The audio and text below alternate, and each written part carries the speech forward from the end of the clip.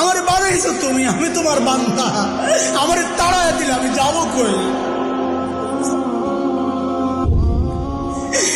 কই যাবো? তুমি ছাড়া মাফ করবে কে বলো? কার কাছে যাওয়া ভিক্ষার হাত পাতবো বলো? কি দোয়া শিখাইয়া দিচ্ছেন নবী ভাই, কি দোয়া শিখাইয়া দিচ্ছেন। ওইভাবে মালিককে বলেন না একা একা, তুমি আমার রব, আনতা রব্বি, আনতা রব্বি, আর কেউ না। পাপ করছি তো তোমারই করছি, নাফরমানি করছি তো তোমারই করছি, আর কারো করি নাই।